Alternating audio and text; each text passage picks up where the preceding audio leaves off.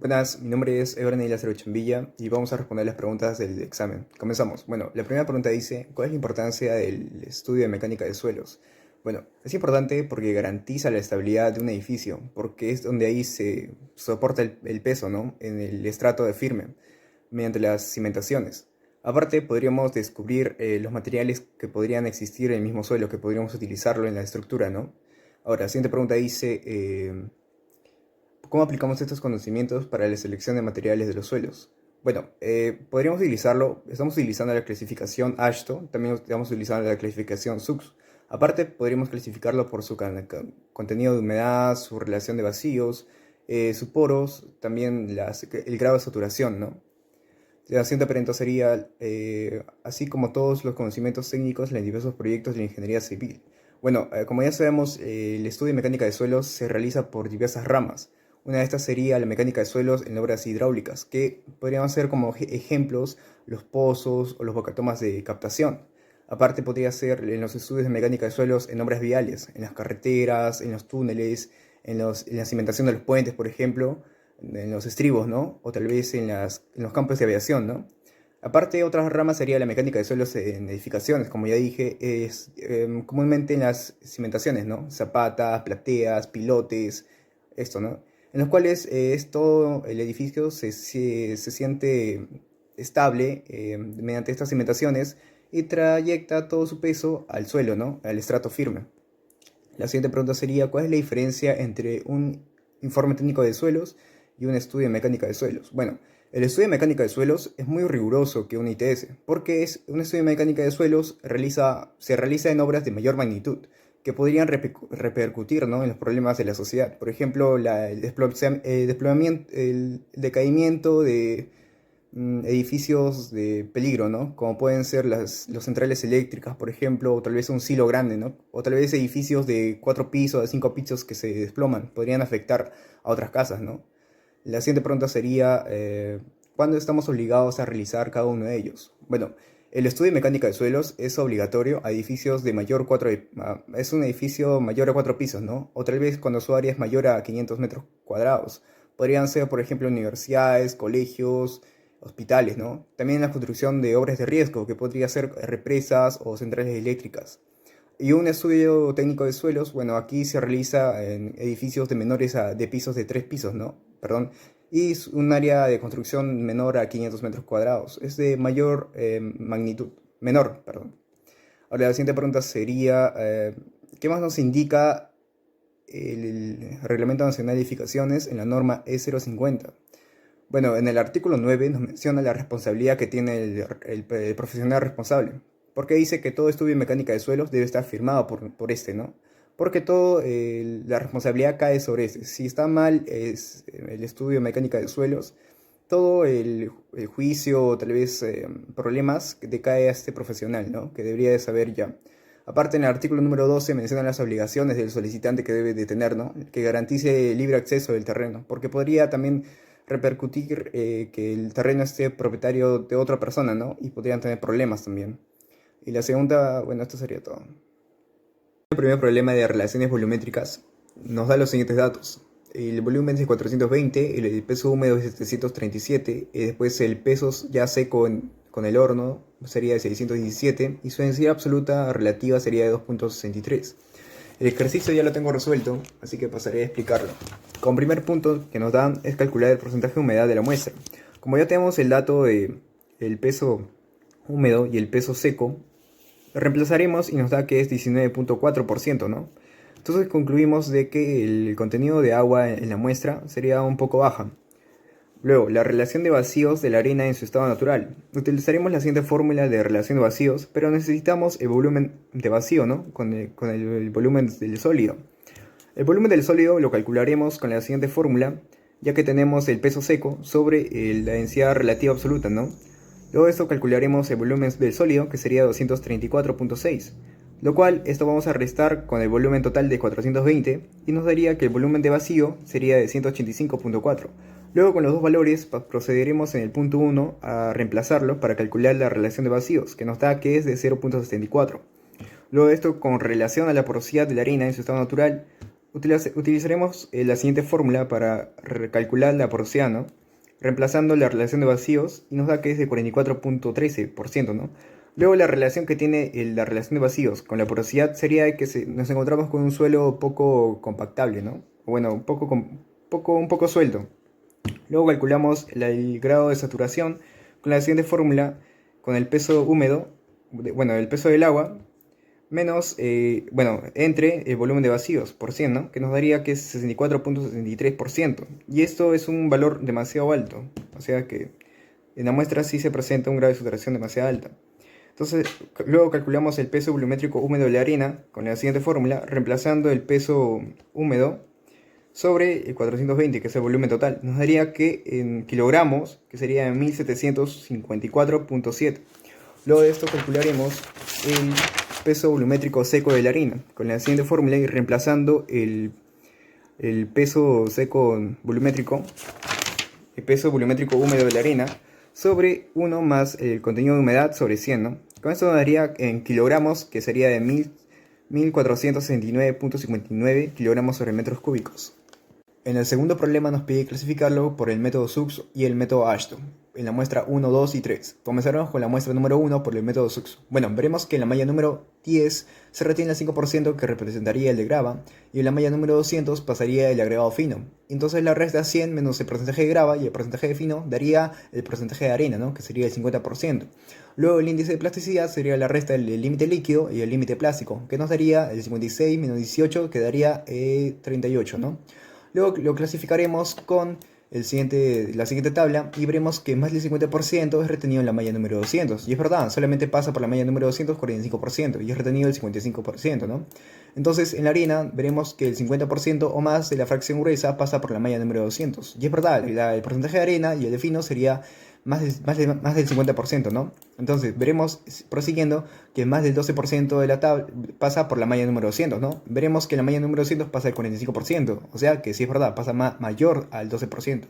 Luego vemos que nuestro índice de plasticidad es mayor a 7 y no menor a 4. Entonces, esta es su clasificación, que sería de arena arcillosa. Luego veremos si es una arena arcillosa con grava o sin grava, ¿no? Veremos que el porcentaje de grava es de 5%, o sea que es menor al 15% de grava. Entonces, con la clasificación de Suggs, vamos a deducir que se trata de un SC, que es arena arcillosa, ¿no? Luego vamos a clasificarlo con la carta de plasticidad, correlacionando el límite líquido y el índice plástico. Correlacionando, deducimos que según la clasificación de la carta de plasticidad se trata de una arcilla bien granulada, ¿no? Luego vemos por reclasificación Ashton, con los mismos datos que nos da la grava del 5%, la arena del 50% y también el agregado fino del 45%, el índice plástico que sería 38%. Veremos que se trata de un material limo arcilloso porque más del 35% pasa por el tamiz número 200. Luego descartaremos en qué grupos pertenecería veremos, ¿no? En la malla número 200 vemos que nos pide un mínimo de 36 y vemos que pasa un máximo, bueno, como máximo 45, ¿no? O sea, cumple todo eso. Luego veremos en el límite líquido que nos pide que tiene que ser como máximo 40 o mínimo 41, ¿no? Y veremos que nuestro límite líquido es de 56, o sea que es mayor a 40, el grupo A4 se descarta y el grupo A6. Veremos que se trata del A5 o del A7, ¿no? Luego veremos en el índice de plasticidad, que es de 38. Veremos que en el grupo A5 nos dice que como máximo debe ser 10, pero en el grupo A7 como mínimo 11. O sea, la clasificación de esta muestra será en el grupo A7. Pero en el A7, ¿qué? Hay A775 y el A76. Veremos que si el límite plástico es menor a 30 y el límite plástico que tenemos es 18, sería una clasificación en el grupo A75. Luego calcularemos el índice de grupo. Calculando y reemplazando vemos que va a ser de 11. Entonces la respuesta sería que la clasificación de este suelo sería en el grupo A75 con índice de grupo 11 y se trata de un suelo arcilloso y respecto a su terreno de fundación va de regular a deficiente. Luego vamos con en la muestra número 2. Veremos que el porcentaje de grava que se retiene en la malla número 10 sería el 17% y el porcentaje que pasa por la malla número 200 sería el 30%, ¿no? Veremos que el porcentaje de arena sería la resta, porcentaje de grava, porcentaje de fino, menos el 100% sería el 53%, ¿no? Y el índice plástico sería el 25%, una simple resta. Veremos que se trata de un suelo de partículas gruesas, ¿no? Porque más del 50% es retenido en la malla número 200. Y es verdad, es retenido solo el 70% de la muestra y solamente pasa el 30%. Entonces se trata de un suelo de partículas gruesas. Veremos que el 50% o más de la fracción gruesa pasa por la malla número 4, ¿no? Y veremos que sí es verdad, la arena presenta el 53%. Luego veremos que más del 12% pasa por la malla número 12, no, número 200, perdón. Y es verdad, en la malla número 200 pasa el 30, o sea que es mayor a 12. Luego veremos que el índice de plasticidad es 25 y es mayor a 7 y no menor a 4. Entonces se trata de una arena arcillosa, pero una arcillosa con grava, supongo, ¿no? Porque la grava es de 17%, entonces es mayor al 15% de grava. Veremos que se trata, según clasificación SUBS, de SS, arena arcillosa con grava. Y según su carta de plasticidad, veremos que correlacionando el límite líquido, el índice plástico, teóricamente no es posible en natura, ¿no? Luego, según la clasificación SUBS, veremos que con los mismos datos, que la grava sería del 7% y el agregado fino del 30% y la arena sería del 53%. Entonces, veremos que se va a tratar de un material granular porque es igual o menor al 35% que pasa por el tamiz número 200, ¿no? En el tamiz número 200 pasa el 30%, o sea, sería menor al 35%. Entonces, descartaríamos los grupos en la malla, clasificando, ¿no? Según el número 200, veremos que en el número 200 pasa el 30%. Y como máximo en el grupo A1 nos pide que va a ser el 15 o el 25. Entonces descartamos ese grupo porque tenemos un mayor a 30. Es mayor, ¿no? En el A3 como máximo nos pide 10. Entonces nuestro dato es mayor. En el grupo A2, en cambio, dice que como máximo debe ser 35. O sea, va a haber por este grupo. En el límite líquido veremos que el límite líquido tenemos 35 y como máximo nos dice que va a ser el 40 y como mínimo en el grupo A25 como mínimo debe ser 41, en el grupo A27 también, o sea descartamos esos grupos y solamente veremos en el índice de plasticidad en el grupo A24 y el grupo A26. Veremos que nuestro índice de plasticidad es 25 y como máximo en el grupo A24 nos dice que sería de 10, o sea, esto restringido. Entonces, descartando, y en el grupo A26 nos dice que como mínimo debe ser 11, ¿no? Entonces, como nuestro índice de plasticidad es mayor a este, entonces clasificamos el grupo ahí.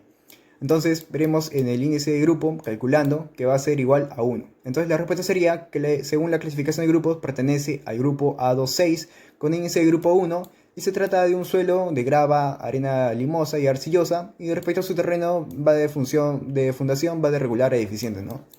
Luego, en la muestra número 3, veremos que el porcentaje de grava que es retenido en la malla número 10 sería el 15%, y el agregado fino que pasa por la malla número 200 sería el 45%.